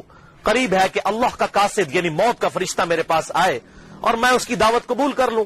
ہر شخص نے دنیا سے جانا ہے, میں نے بھی جانا ہے. میں اپنے بعد تم میں 2 بھاری چیزیں چھوڑ کر جا رہا ہوں. ان میں سے پہلی چیز اللہ کی کتاب ہے اس میں ہدایت ہے، اس میں نور ہے. تم اللہ کی کتاب کو پکڑو، اپنا تعلق اس کتاب کے ساتھ مضبوط کرو. اللہ کی کتاب اللہ کی رسی ہے، جو اسے پکڑے گا ہدایت پر ہوگا، جو اسے چھوڑ دے گا گمراہ ہو جائے گا. وَاعْتَصِمُوا بِحَبْلِ اللَّهِ جَمِيعًا وَلَا تَفَرَّقُوا، یہ ہے اللہ کی رسی. اور پھر زید بن ارقم کہتے رہے آپ صلی اللہ علیہ وسلم ہمیں ترغیب دلاتے رہے اللہ کی کتاب، اللہ کی کتاب، اللہ کی کتاب. اس کے بعد آپ صلی اللہ علیہ وسلم نے ارشاد فرمایا دوسری چیز، بھاری چیز میرے اہل بیت ہیں. میں اپنے اہل بیت کے معاملے میں تمہیں اللہ کا خوف دلاتا ہوں، میں اپنے اہل بیت کے معاملے میں تمہیں اللہ کا خوف دلاتا ہوں، میں اپنے اہل بیت کے معاملے میں تمہیں اللہ کا خوف دلاتا ہوں. لیکن امت نہیں ڈری. اور یہ حدیث ہے صحیح مسلم میں، جو اہل سنت کے بڑے بڑے علماء کو بھی نہیں پتا کہ صحیح مسلم میں یہ 4 حدیثیں ہیں. کیوں؟ ان کو وہ حدیث بتائی جاتی ہے جو ہماری مین سٹریم کی کتابوں میں بھی نہیں ہے، باہر ہے، المستدرک للحاکم میں. اس سے بہت کمزور درجے کی روایت ہے، حسن درجے کی ہے، اس سے بہت کمزور ہے وہ. یہ تو مسلم کی حدیث ہے. انٹرنیشنل نمبر کے مطابق المستدرک للحاکم میں کتاب العلم چیپٹر میں 318 نمبر حدیث کہ میں اپنے بعد 2 ایسی چیزیں چھوڑ کر جا رہا ہوں جن کو مضبوطی سے پکڑ لوگے کبھی گمراہ نہیں ہوگے. ایک اللہ کی کتاب اور دوسرے اس کے رسول صلی اللہ علیہ وسلم کی سنت. یہ حجۃ الوداع پر آپ نے فرمایا تھا، لیکن یہ اس کے بھی بعد کا خطبہ ہے، اس کو بھی سپرسیڈ کرنے والا، جو صحیح مسلم میں ہے کہ کتاب اللہ کو پکڑنا اور اہل بیت کے معاملے میں اللہ سے ڈراتا ہوں، ان کے ساتھ حسن سلوک کرنا. لیکن امت نے اہل بیت کا وہ حشر کیا کہ کسی نبی کی امت نے اپنے نبی کے ماننے والوں کے ساتھ یہ نہیں کیا. کافروں نے ضرور کیا، لیکن یہ ایک یونیک مثال ہے کہ مسلمانوں نے جو نمازوں میں اللہم صلی علی محمد وعلی آل محمد پڑھتے رہے اور آل محمد ذبح کر دی. تو درود شریف کس منہ سے پڑھتے ہیں؟ والعیاذ باللہ تعالی. تو آپ صلی اللہ علیہ وسلم نے فرمایا کہ میں اپنے اہل بیت کے معاملے میں تمہیں اللہ سے ڈراتا ہوں. اور باقی کتابوں میں یہ حدیث پھر اس سے بھی آگے چلتی ہے صحیح سند کے ساتھ. جامعہ ترمذی میں 3713، مسند امام احمد میں 19321، سنن نسائی الکبریٰ میں 8478 اور امام ابن ابی عاصم کی کتاب السنہ میں 1158 نمبر. یہ 4 میں نے حوالے دے دی ہیں. یہ حدیث آگے بھی چلتی ہے. اور شیخ البانی رحمہ اللہ نے اپنے سلسلہ احادیث صحیحہ میں 1750 نمبر حدیث کے اندر یہی احادیث کے کم از کم 22 طرق لیے 22 صحابہ سے اور کہا کہ حدیث متواترہ ہے غدیر خم کی حدیث. اور شیخ زبیر علی زئی صاحب نے بھی مشکات کی تحکیم کے دوران 6091 نمبر حدیث اور 6103 نمبر حدیث کے فٹ نوٹ پہ لکھا کہ یہ حدیث متواترہ ہے غدیر خم کی حدیث، جو آگے بھی چلتی ہے کہ پھر آپ صلی اللہ علیہ وسلم نے سورۃ الاحزاب کی آیت نمبر 6 تلاوت کی. النبی اولا بالمؤمنین من انفسہم وازواجہ امہاتہم. نبی صلی اللہ علیہ وسلم مومنین کی جانوں پر ان کی جانوں سے بڑھ کر حق رکھتے ہیں، اور نبی کی بیویاں امت کی مائیں ہیں. پھر آپ صلی اللہ علیہ وسلم نے صحابہ کرام سے مخاطب ہو کر کہا غدیر خم پر، اے میرے صاحب اس آیت کی روشنی میں کیا تم گواہی دیتے ہو کہ اللہ تمہارا رب ہے؟ سب نے کہا بلا یا رسول اللہ، کیوں نہیں یا رسول اللہ صلی اللہ علیہ وسلم. پھر آپ صلی اللہ علیہ وسلم نے فرمایا کہ کیا تم اللہ اور اس کے رسول کو سب سے بڑھ کر محبوب رکھتے ہو اس آیت کے تحت؟ سب نے کہا یا رسول اللہ کیوں نہیں. پھر آپ صلی اللہ علیہ وسلم نے مولا علی کا ہاتھ پکڑا وہاں پر غدیر خم پہ اور یوں صحابہ کے درمیان بلند کیا. پھر آپ نے کہا من کنت مولاہ فہذا علی مولاہ. پھر جو مجھے دلی محبوب رکھتا ہے وہ علی کو بھی دلی محبوب رکھے، جس کا مولا میں اس کا مولا علی. اور پھر اسی حالت میں آپ نے فرمایا اے اللہ اس سے محبت رکھ جو علی سے محبت رکھے، اس سے بغض رکھ جو علی سے بغض رکھے. اس موقع پر آپ صلی اللہ علیہ وسلم نے ارشاد فرمایا. تو مولا کا مطلب ہے دلی محبوب، مشکل کشا، حاجت روا نہیں. مولانا ہم اپنے مولویوں کو جو کہہ رہے ہوتے ہیں مولانا، اس کا کیا مطلب ہوتا ہے؟ ہمارے دلی محبوب. قرآن میں آیا سورہ تحریم کی آیت نمبر 4 میں فَإِنَّ اللَّهَ هُوَ مَوْلَاهُ وَجِبْرِيلُ وَصَالِحُ الْمُؤْمِنِينَ. نبی کا مولا ہے اللہ، جبریل، ایمان والے اور تمام فرشتے نبی کے مولا ہیں، اور نبی ان کے مولا ہیں دلی محبوب. جو مولا کا مشکل کشا والا معنی ہے وہ اللہ کے لیے خاص ہے. یہاں پر معنی آپ دیکھیں کیا کہا کہ میں تم پر تمہاری جانوں سے بڑھ کر حق رکھتا ہوں، دلی محبوب. النبی اولا بالمؤمنین، نبی اولا ہے. اولا مولا یہ تمام الفاظ دلی محبوب کے لیے، جگری یار کے لیے.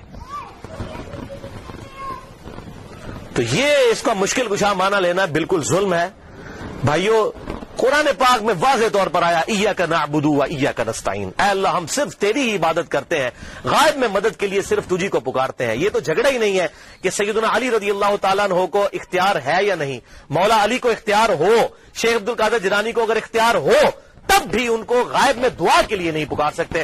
مولا علی اپنی نمازوں میں اللہ کو پکارتے تھے، مولا علی کا ماننے والا وہی ہوگا جو مولا علی کی سنت پر عمل کرتے ہوئے اللہ کو پکارے گا، یا حی یا قیوم برحمتک استغیث، حسبنا اللہ ونعم الوکیل، لا الہ الا انت سبحانک انی کنت من الظالمین۔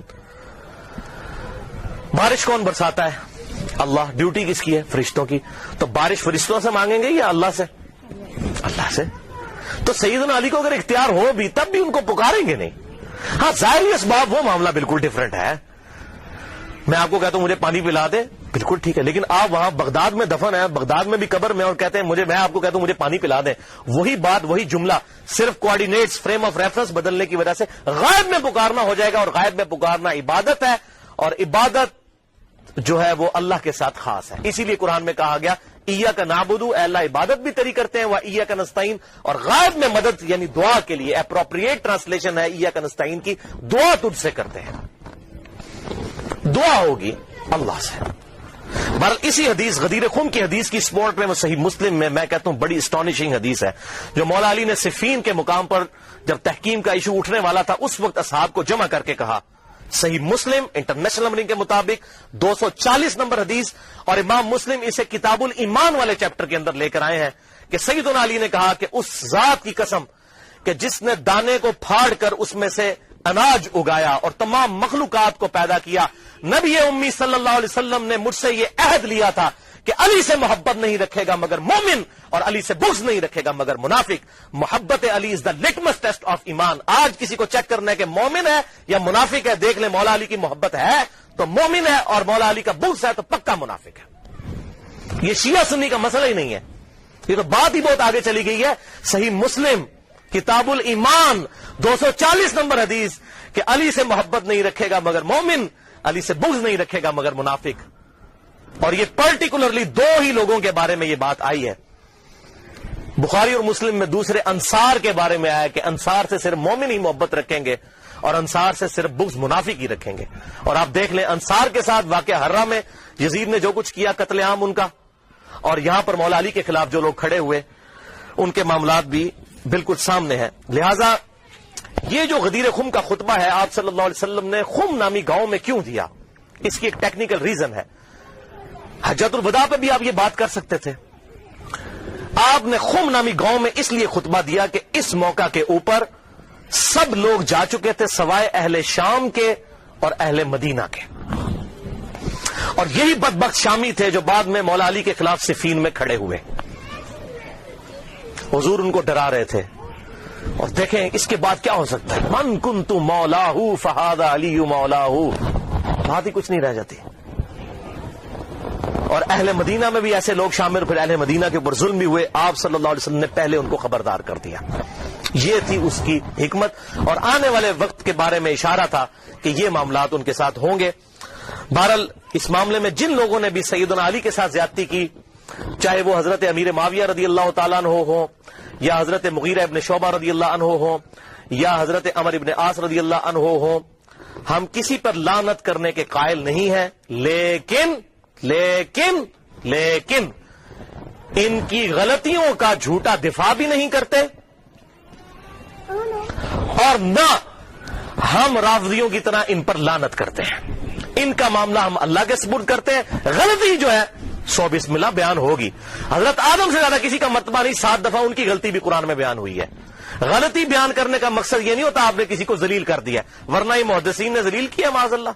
اگر یہ چیز ہوتی اور بخاری اور مسلم میں یہ حدیث کیوں آتی، تو اس میں میرا پورا ایک لادہ سے ریسرچ پیپر یہ والا میں نے جو بتایا، اور لیکچرز بھی موجود ہے کہ کس طرح حضرت علی کو جمعے کے خطبوں میں گالیاں نکالی جاتی تھی، بخاری میں، مسلم میں، ابو داؤد میں، ترمذی میں، نسائی میں، ابن ماجہ میں کتنی احادیث موجود ہیں۔